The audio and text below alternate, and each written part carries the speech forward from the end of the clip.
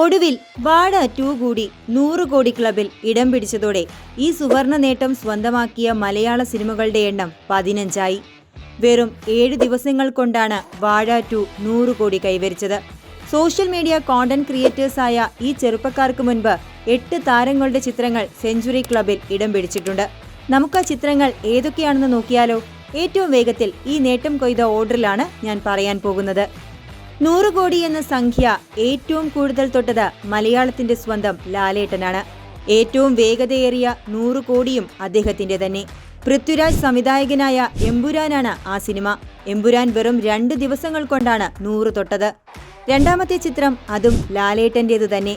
അഭിനയ മാന്ത്രികത കൊണ്ട് ലാലേട്ടൻ നമ്മെ വീണ്ടും വിസ്മയിപ്പിച്ച തരുൺമൂർത്തി ചിത്രം തുടരും 6 ദിവസങ്ങൾ കൊണ്ടാണ് സെഞ്ചുറി ക്ലബിൽ തുടരും ഇടം പിടിച്ചത്.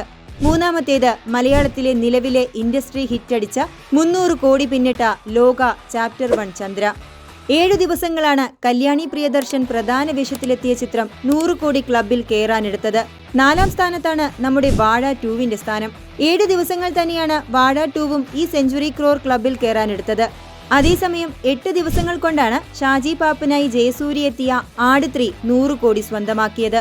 5ാം സ്ഥാനം ആട് ഫ്രാഞ്ചൈസി കൊണ്ടുപോയെങ്കിൽ 6ാമത്തെ ചിത്രമായി എത്തുന്നത് പൃഥ്വിരാജ് നായകനായ ആട് ജീവിതമാണ്. 9 ദിവസങ്ങളാണ് ബ്ലസി സംവിധാനം ചെയ്ത ഈ ചിത്രം 100 കോടി നേടാനെടുത്തത്. 7ാമത്തെ ചിത്രം സർവമായ 10 ദിവസങ്ങൾ കൊണ്ട് സെഞ്ചുറി ക്ലബിലേക്ക്. 8ാമത് കേരളം നേരിട്ട പ്രളയത്തിന്റെയും അതിജീവനത്തിന്റെയും കഥ പറഞ്ഞ 2018 എന്ന ചിത്രം. 11 ദിവസങ്ങൾ കൊണ്ടാണ് 2018 100 കോടിയിലെത്തിയത്. 12 ദിവസങ്ങൾ കൊണ്ട് ഈ നേട്ടം കൈവരിച്ച മഞ്ഞുമൽ ബോയ്സ് ആണ് 9ാമത്തെ സിനിമ. 10ാം സ്ഥാനത്ത് മറ്റൊരു മോഹൻലാൽ ചിത്രം എത്തുകയാണ്, ലൂസിഫർ. 12 ദിവസങ്ങൾ കൊണ്ട്.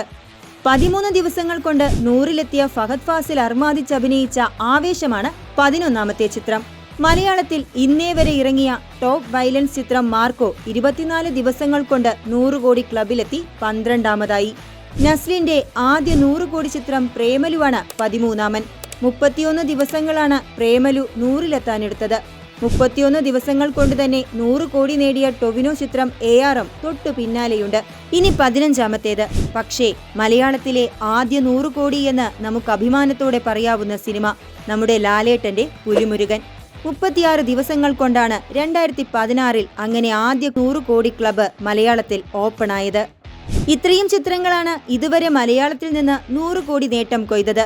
ഒരുപാട് വമ്പൻ പ്രൊജക്ടുകൾ മലയാളത്തിൽ അണിയറയിൽ തയ്യാറെടുക്കുന്നത് കൊണ്ട് തന്നെ ഈ ലിസ്റ്റ് വളരെ വേഗത്തിൽ കുതിച്ചുയരുമെന്നതും ഉറപ്പാണ്.